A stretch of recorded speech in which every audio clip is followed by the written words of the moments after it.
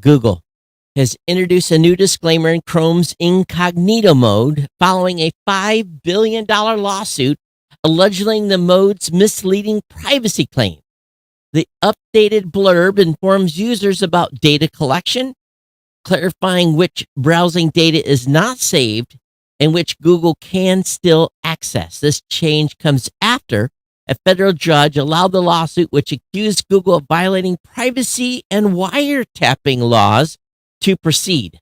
The tech giant's previous attempts to dismiss the complaint were unsuccessful, leading to a substantial settlement in these recent alterations to Incognito's mode's users notification. That and many more stories tonight. You're listening to Geek News Central, episode 1718, coming to this Monday, January 22nd. I'm your host, Todd Cochran. A big shout out to our primary sponsor at GoDaddy.com, powering Geek News Central. Grab their great deals at geeknewscentral.com/GoDaddy. And of course, to all of our awesome listeners, we want to thank you. Head over to geeknewscentral.com. Get connected to us. Again, get over to geeknewscentral.com. Follow or subscribe to our podcast. And then be sure to dive into our digital hub. And don't forget to check out our partner shows. As a listener of this show, you're really our real MVP. Feel free, though. We'd like to have you contribute your time, talent, or treasure by becoming a Geek News Central insider at geeknewscentral.com/insider. Of course, we are lit and live with the modern podcast apps from podcastapps.com. Join our value for value movement by downloading a modern podcast app. Again, we're live and lit. And of course, get on board and don't forget to follow or subscribe via your favorite modern podcast app. Sign up for the newsletter. Of course, again, while you're over there, and join our chat room at geeknews.chat, geeknews.chat. And of course, if you have feedback on the show, geeknews@gmail.com, or catch me on X at geeknews, or find me on Facebook. Woo! Kind of messed that up a little bit tonight. Did you notice? Hey, everybody, welcome. And of course, we want to thank GoDaddy for being the longest continuous sponsor of a podcast. I want to thank them very much for being here, supporting the show. And we want you to consider doing so as well, as they are the longest running continuous sponsor of a podcast. And yes, you can lock in your savings here. All of my codes are available at geeknewscentral.com/GoDaddy.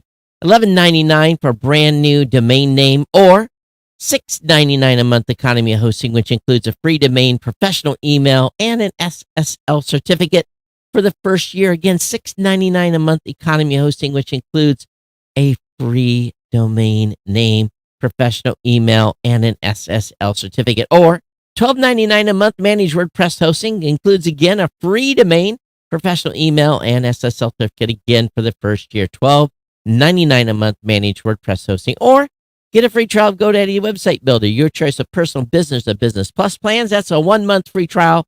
You can lock these savings in geeknewscentral.com/GoDaddy. Get over there. The savings and the performance for this month is going to be measured in the next couple of days. So we hope that you will lock in your deals now. Again, your support of this podcast via the sponsor directly supports this show, allows us to do what we continue to do here, even though your host may mess things up once in a while. So we appreciate your support of GoDaddy. Lock in a deal. And we definitely want to thank GoDaddy for their fantastic support of the show. And again, get over there, geeknewscentral.com/GoDaddy.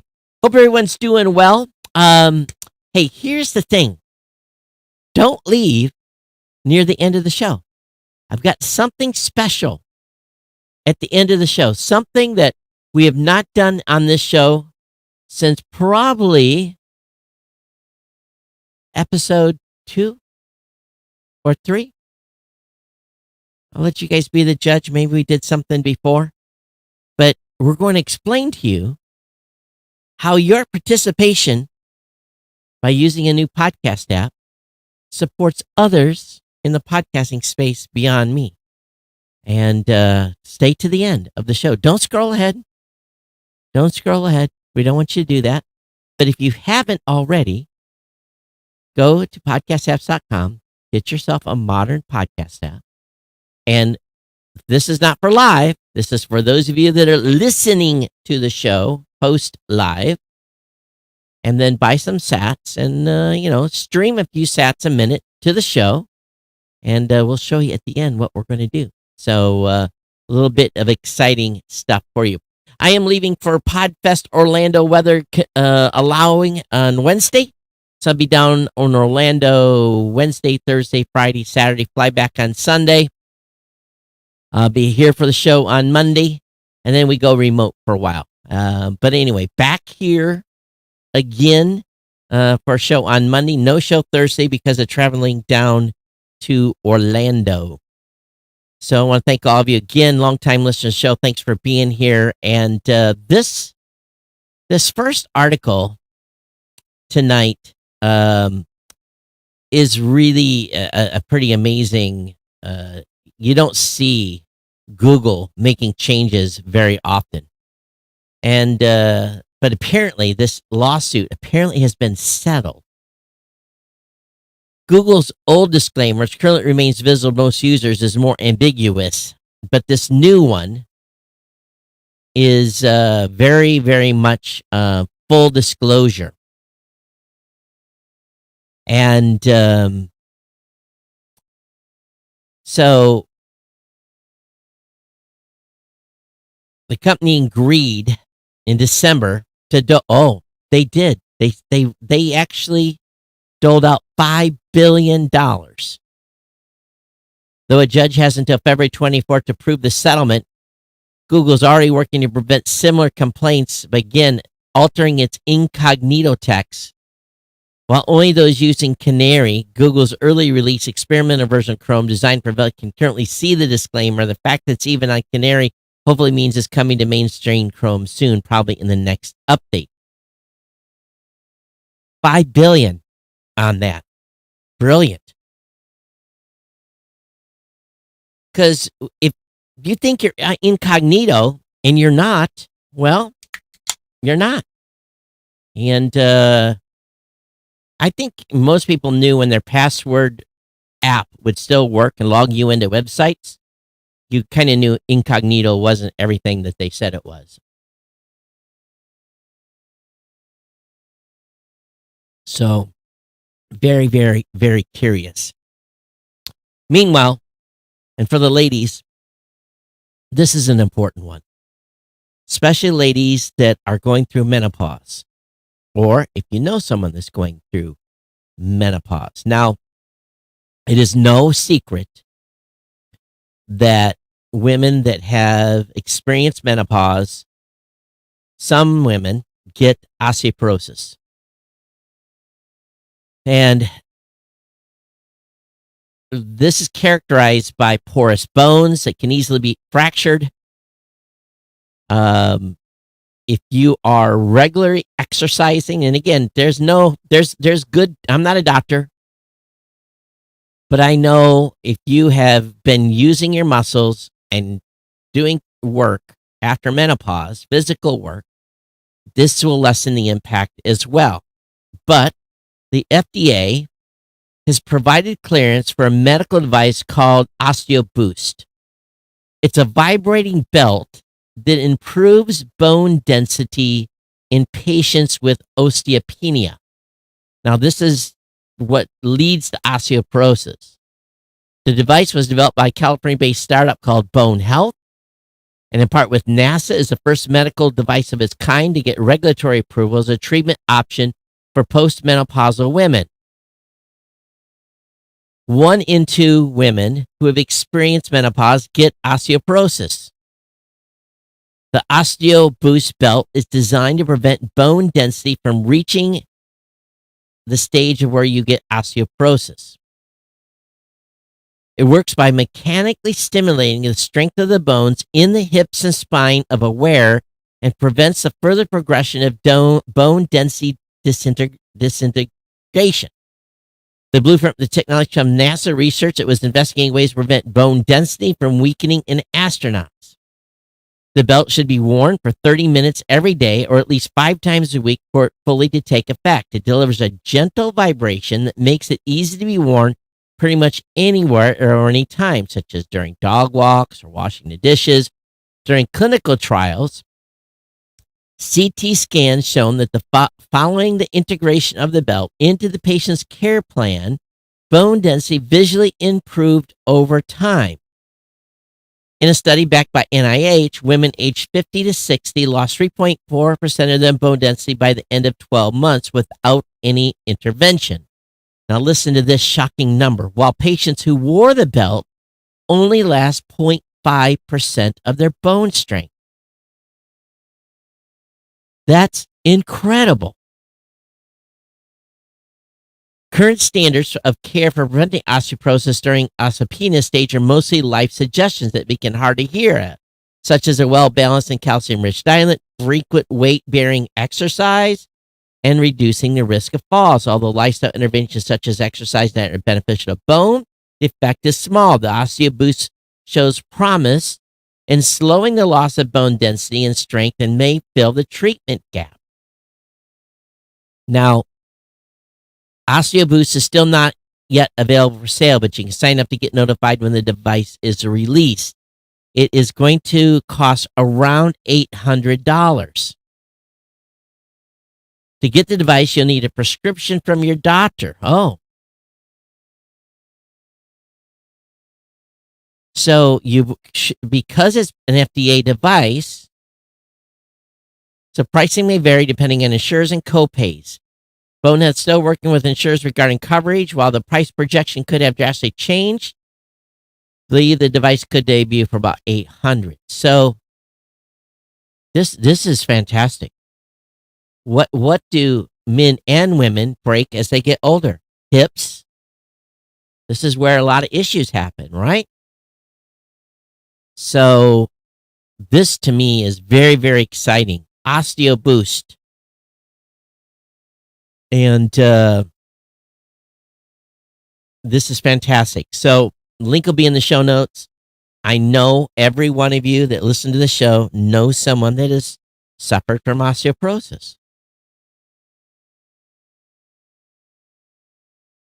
Next up, and this is very curious. Let me read this headline. Florida man slams tyranny of central bank digital currencies in re-election bid. Florida man. The Register says a Florida man is choosing the next culture wars flashlight he will rally behind in an effort to mobilize the 2024 U.S. presidential electorate central bank digital currencies. The Florida man, this is so chicken. Such a currency, presidential candidate Donald Trump said, such a currency would give a federal government, our federal government, the absolutely control over your money. They could take your money. You wouldn't even know it was gone. This would be dangerous threat to freedom.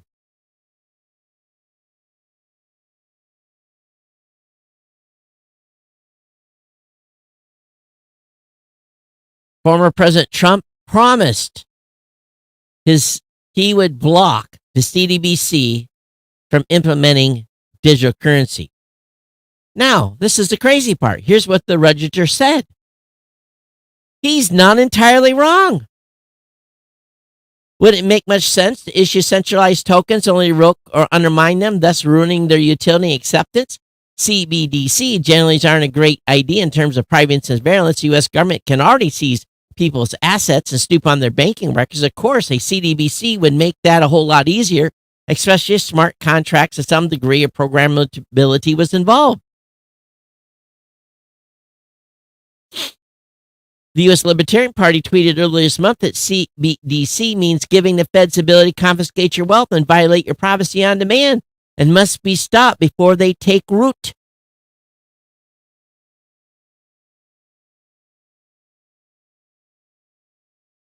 How come they're afraid to say his name? I guess they're following MSNBC and CNN and others, huh? So the Register. It's kind of shocking, really.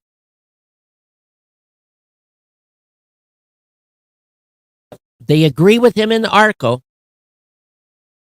yet are too chicken to say his name. Geeknews@gmail.com. Geeknews@gmail.com. What say you in this type of reporting? Hey, something here real quick. Of course, we want to thank our insiders who is providing value back to the show in the terms of treasure. I want to thank Curtis Parrish for his $5 Ohana donation, Mike Dell for his $2 sustaining donation, Christian Petre for his $3 sustaining donation, and Gary Ebels for his $10 warrior donation. If you haven't considered it yet, this is a great time to become an insider. geeknesscentral.com/insider. Time, talent, or treasure.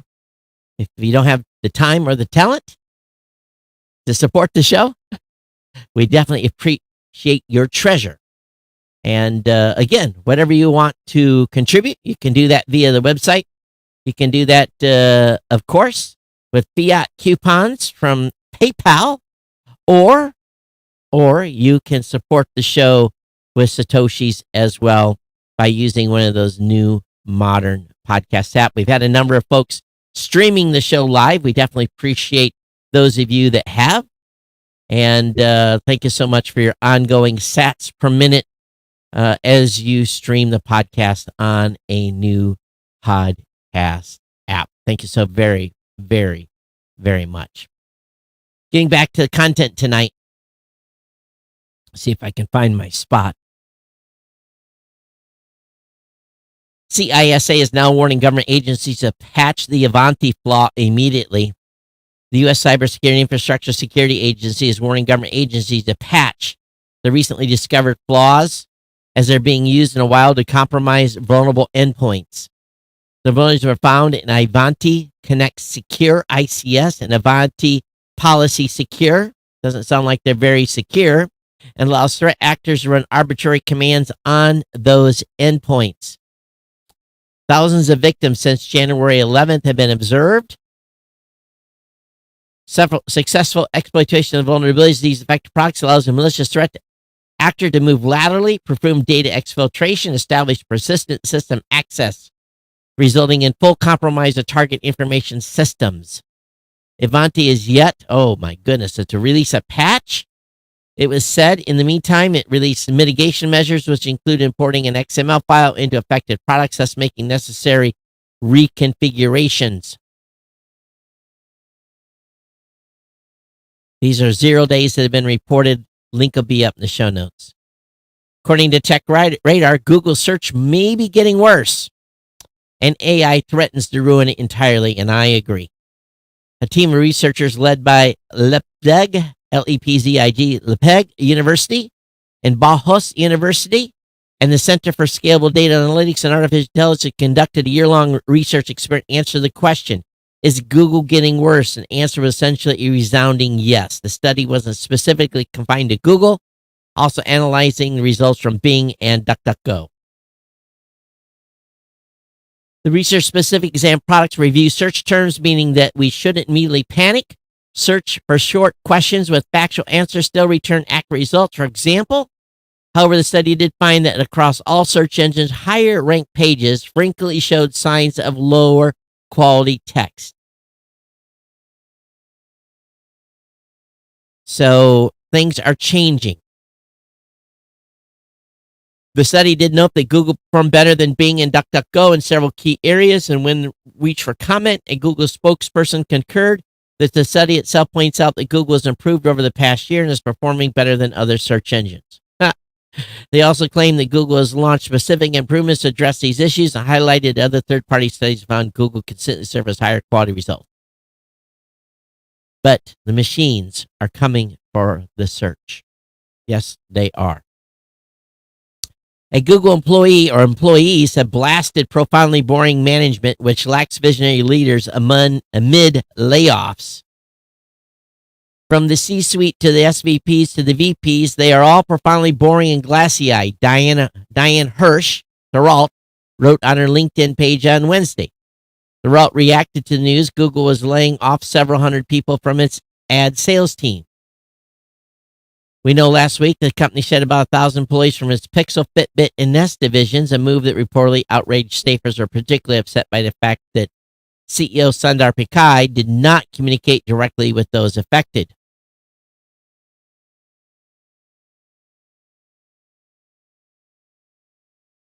So apparently the supervisors agreed. Google is successfully cementing their reputation as a place that after years of service, all you get is an email from the system says that you're fired. It's just business. They can fire you anytime, and you do the same and leave anytime, he wrote. Forget loyalty or commitment both ways. So more people are getting the hatchet. Apple has released iOS 17.3, which introduces the new stolen device protection tool, which this is a little bit of a weird tool. First of all, password protect your phones, biometrically protect your phones. Don't be afraid to use the image unlock. So this isn't used to locate a stolen iPhone or iPad, but rather to keep the thieves from accessing your personal data. If someone manages to steal your iPhone or iPad and you've updated to iOS 17.3, you can lock them out of the system by forcing Face ID or Touch ID access. This works even if they have your passcode, so they won't be able to put in their own biometrics and lock you out. The software, though, automatically mandates a 1-hour security delay before changing the passcode. If the phone or tablet is recognized as being in an unfamiliar location, let me read that again. The software automatically mandates a 1-hour security delay before changing the passcode if the phone or tablet is recognized as being in an unfamiliar location.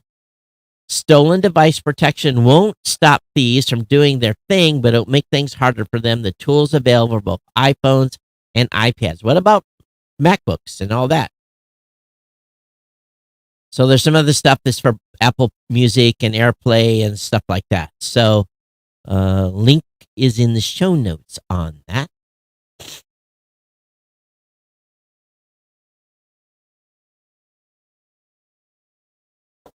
Kirk, when we were in Vegas,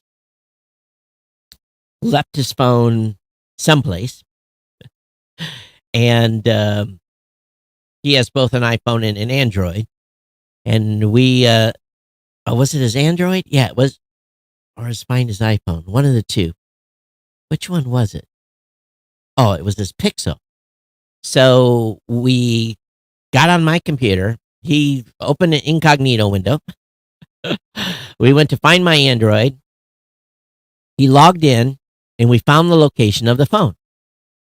And we essentially knew it was in security before security knew it was in security. He went down to security and said, "Oh, we don't have it yet, but come back in an hour and we'll check." And that's what happened. He went back in about an hour later, and they had it because we could see, we knew approximately where security was in the convention center. And I said, "Oh, I bet it's at security." So someone was nice enough to turn it in, saving Kirk having to buy another device. Now, if you have an iPhone or an Android, you should always, once in a while, check those services to see where see if you can find your phone, even if it's with you. It gives you good practice on how to access that in case something goes sideways. So, so save the day. He was quite relieved. Obviously, basically everyone's whole life is on their phones, and his was no different. But it does give us pause to think about making sure your phone is backed up, making sure your pictures are syncing, all those things that if you lose, you would scream bloody murder and not be very happy about. So, just make sure that all those services are activated, that, you don't lose a year's worth of pictures because AKA I didn't have it turned on. David in the chat says CDBC bad. Well, there's one candidate out there that says he's going to ban it if he becomes reelected. Microsoft says it was hit by Russian hackers who wanted to know its secrets. SolarWinds hackers are spotted accessing email accounts from Microsoft's senior leadership. It is not known exactly how many emails were accessed, but Microsoft did say the compromise including those belonging to members of senior leadership and those working in cybersecurity and legal departments. The company noted how a group known as Nobilium, aka Midnight Blizzard, managed to compromise a legacy non-production tenant account via password spray attack. The group used that account to gain access to a very small percentage of Microsoft corporate accounts. Some emails and attached documents were stolen. So even Microsoft, subjected to just a simple password phishing, be able to, or guessing, spray and pray, and got in. Probably using some passwords from some other hacks that have been out there. Lamborghini is announcing the future of EV batteries through a new organic fast-charging battery, and it could trickle down to cheaper EVs. Thanks to a new MIT, excuse me, I'm going to sneeze. I've been sneezing all day. What is up with that? Thanks to new MIT research, which was partly funded by Lamborghini, we could soon see the end of difficult to source and problematic rare metal materials featuring in batteries of the future. There we go again. The MIT study aim was to replace cobalt and nickel, typically used as a cathode in today's lithium-ion battery, with organic material that could be produced at a much lower cost. This would also reduce the impact on the planet and conduct electricity at similar rates as cobalt batteries. So we'll see. We'll see. Anytime you can use organic stuff, so get away from using rare earth metals and so forth, the better. It's being reported by Tech Radar that Vision Pro may have an app problem, with developers possibly unwilling to commit to Apple's revolutionary new platform. Why? Well, apparently the $3,500 device, there's only 80,000 units initially that have all sold out. 80,000 people have signed up for a $3,500 device that may not have very many apps. It appears that those didn't get an earlier developers release are out of luck. So if you're a developer who didn't receive a kit that needs to buy the headset to test your app, you're not even going to be able to buy one to get one. To do that, it's probably going to be the case that Vision Pro will have to stumble before it can walk. So we'll see. We will see. I'm sitting on the fence. I wasn't one of those early ones. No way, no how. Got to give me some use cases that make sense. $3,500. That's 2 computers. That's 2 computers, ladies and gentlemen. Come on.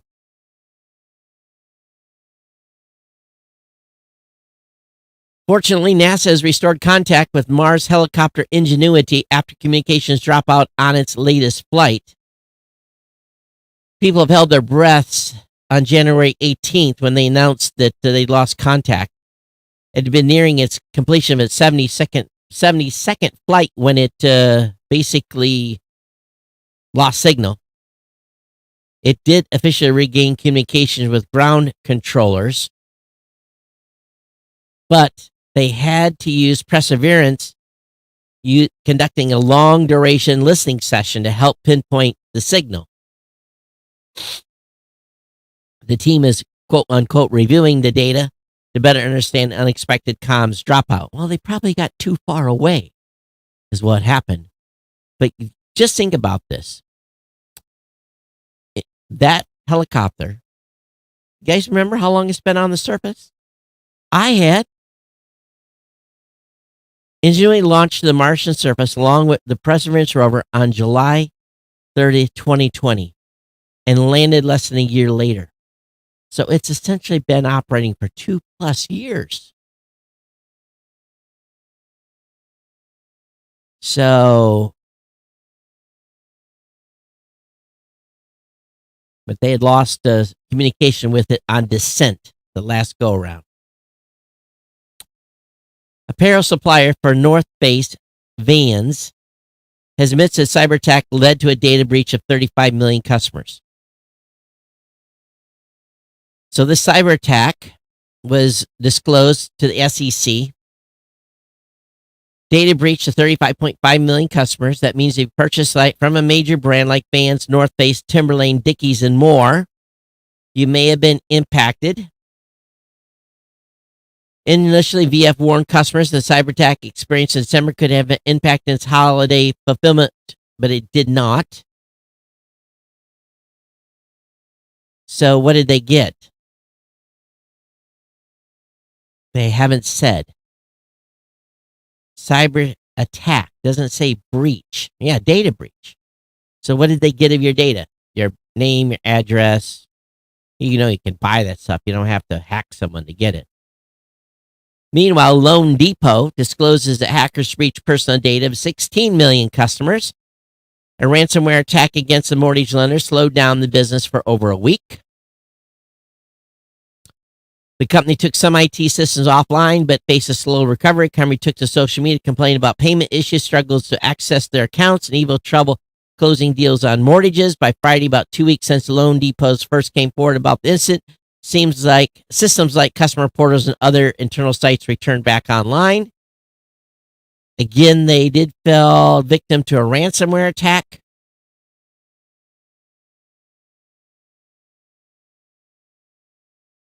And they're going to offer free credit monitoring, which comes with most of these attacks.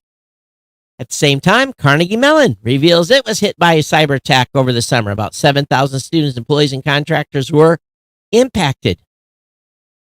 So they say there's no evidence of fraud or inappropriate use of information from those files. What kind of files did they get? Files. They got files. Okay. The attackers likely accessed and copied data including names, social security numbers, and birth dates. Why are we still not encrypting this stuff? If it's on a document, you can secure those documents. You can encrypt those documents. You can lock those documents. This is not rocket scientist, ladies and gentlemen. I don't get it. I don't get it. There's a very, very interesting article. Another one from the Register, which we've followed for years. It's a little bizarre. Let me read you the headline. Tech bros are playing God. Catholic Church's AI priest complains. Effective altruism blamed for Silicon Valley desire to heal humanity's woes.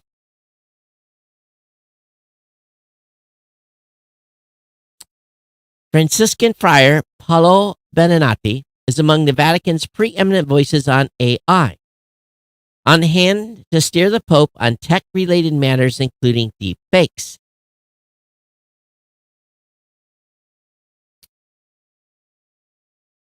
He says there is paternalism in Silicon Valley, a tendency to play God, meaning a desire to do good for people whether they like it or not, which I want to challenge, Benenati told The Times.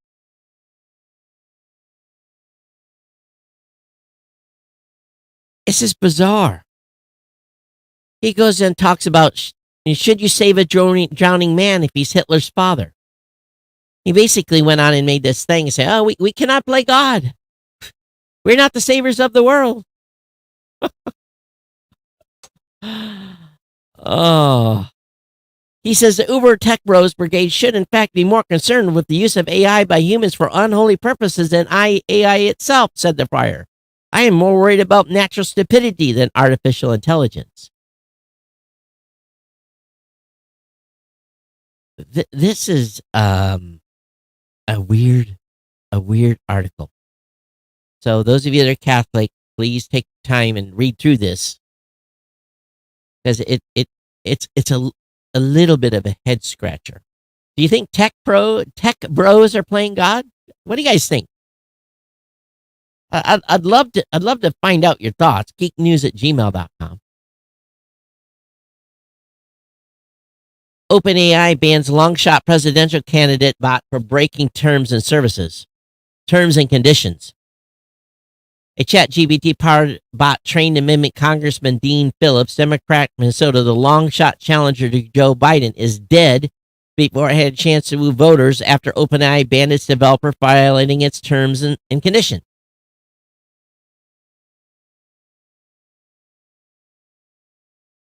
Apparently, it was built by a super PAC. Super PAC was actually led by Matt Krisoff, a founding member of OpenAI, at the head of the PAC. And apparently, he said he didn't know it was being done.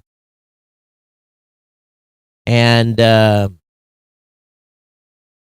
campaign itself by the senator confirmed that they didn't endorse the bot's creation.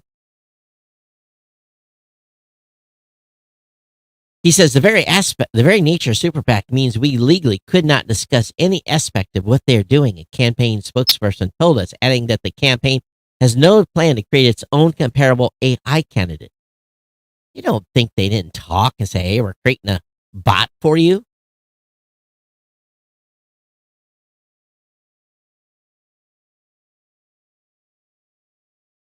So it was built by a company called Delphi, but violated ChatGPT's terms and conditions. 4 astronauts, including Turkey's first, have arrived at the space station. The rendezvous came about 37 hours after the Axiom Quartet's Thursday evening liftoff from NASA's Kennedy Space Center. So both the Crew Dragon vessel and the Falcon 9 rocket were supplied, of course, by SpaceX. And once the astronauts reach the space station, they fall under the response to NASA's Mission Control Operation in Houston. The Crew Dragon and Tomsey docked at the ISS. So I guess they're going to be there about 14 days, conducting more than 30 scientific experiments, many of them focused on the effects of spaceflight on human health. What does it cost to do this? $55 million per seat. Wow. $55 million per seat for its services, organized training, and equipping customers for spaceflight. What do they have to pay NASA for the O2 or anything else that they use while they're up there? What is? I guess they must bring their own food, huh? You would think so. It's being reported that Apple might switch storage tech for the iPhone 16. It could mean a 2 terabyte Pro model. So right now, the most you can get is a 1 terabyte model. Google's corporate goal for 2024 has been leaked, and cost savings are one of the main focuses. Well, I can understand that. It's tough out there. Business is tight. Is Google going to cut more jobs? Well, they said they're already going to, but how many? Probably going to cut some and add some to try to, stay up with the Joneses on the AI part. Meanwhile, France has fined Yahoo 10 million euros over cookie abuse. So this is from investigations carried out in October of 2020 and June of 2021. So they're going to take some more meat off the table and fine Yahoo of all companies. Who uses Yahoo? Google and Samsung plan to add their Dolby Atmos alternative to TV soundbars and YouTube in late 2024. A spatial audio format war seems unlikely, but this new format promises some advantages over Atmos. Huh. So this alternative to Dolby Atmos, called IAMF, which is short for Immersive Audio Model and Formats, and they've confirmed that the new spatial audio format will be rolling out to TVs. So we'll see when this goes live. Samsung soundbars, etc. Google stuff, we will tell. They don't want to pay Dolby the license fees. Should not be surprising that shoppers feel more at risk of being scammed, and retailers are having to step up. Attackers are consistently target customer data. I found something on my credit card the other day that I couldn't believe. And I went in, And it was a collective charge by a company I do business with where they rolled a bunch of services into one bill, which they weren't supposed to do. And I reached out. You have to be careful. You have to watch your credit card bills, ladies and gentlemen. It was $487, and it was only supposed to be $97. And I took the company to task pretty hard. My account has been refunded, and because the other stuff was supposed to come, and they just decided they should bundle my services up with them and charge me all at once. So you gotta look at your card. You gotta look at your cards. So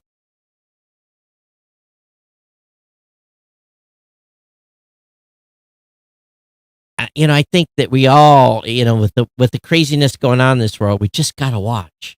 We just have to watch our stuff really, really close.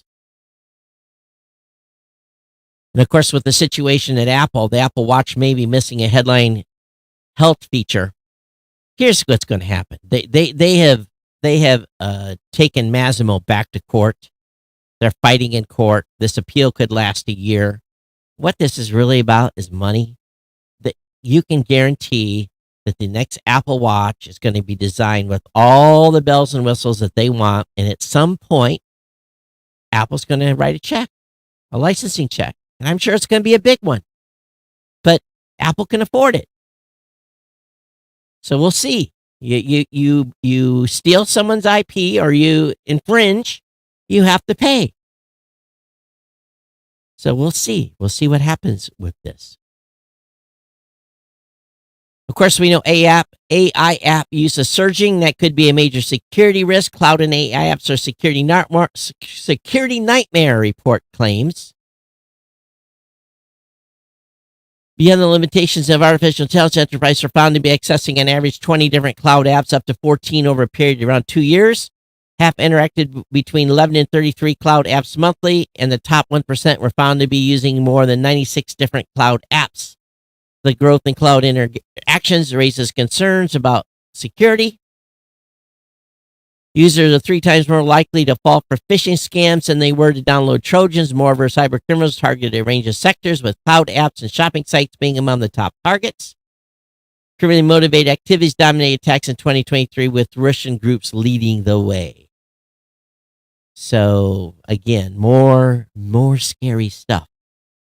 Meanwhile, if you live in Europe, Meta will let EU users unlink their Instagram, Facebook, and Messenger info. In other words, separate login for Messenger, separate login for Instagram, a separate login for Facebook. Beautiful. Beautiful. Meta says doing this will limit some features. Well, of course. But at the same time, the change means that EU users will be use many of Meta's services without their information being shared. I was trying to find the article, and if someone can find it, please send it to me. There was a story about, in Europe, Office 365, specifically, I believe, the email app, displaying a notice somewhere in the app that said something to the effect that, be aware, I guess even though you're paying for this service, and I'm sure it's the same with Google, your information is being shared with up to 972 entities, something to that effect.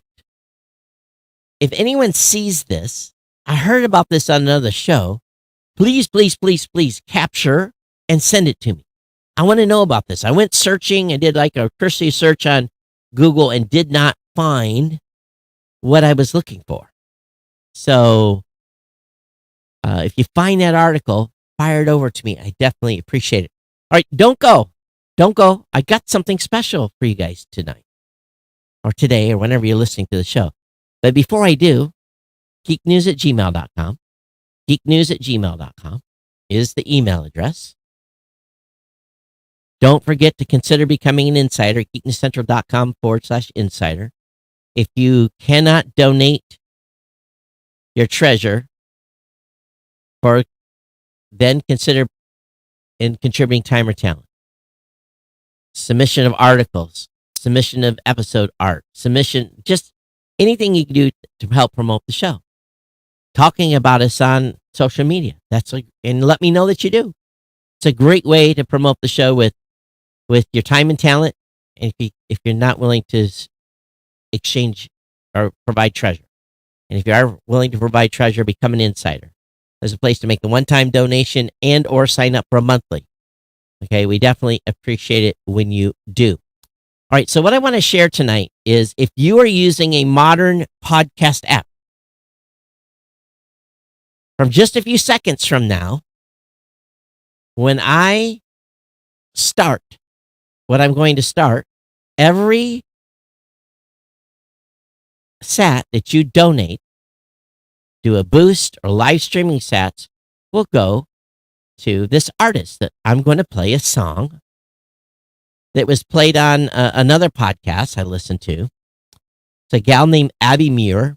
She's in Stockholm, and the name of the song is Stockholm. So I'm going to play this clip, and what's happens right during this time that I'm playing this is we're going to put what's called a value time split in the RSS feed.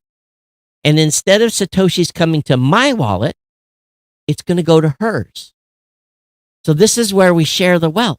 Now, I'm not going to play music on every show, but I just want to demonstrate this to you. Those of you that are streaming sats on the show right now, as soon as I hit play with her music, the sats that you're donating to the show are going to go to her. And it's, again, through this cool thing called value time splits. So it's my pleasure to introduce Stockholm from Abby Muir. My dear, you could throw me in a cell and tell me the world was ending. Go into detail, just how it ended for me. I would still stay with no ropes around my hand. Just tell me you love me and I'm chained to your command. I love the way your mean and voice, your hate and your touch, the way you yell and spit my name. It's toxic, but I'm used to it being this way. So I'll find the beauty in calling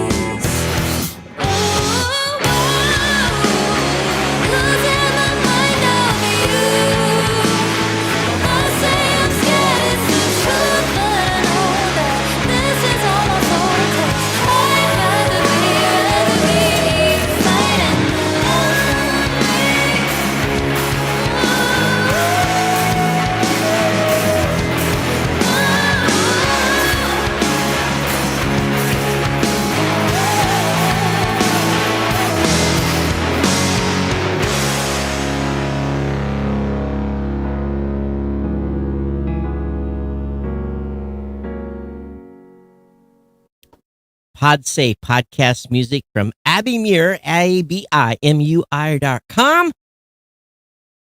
That's how Value for Value Weeks is. As David said in the YouTube chat, it's basically live wallet switching technology. So during her song, those of you that were using a new modern podcast app that were streaming sats live, every sat went to Abby Muir, to her wallet. So along with a percentage of those donations going to the other folks in the Podcasting 2.0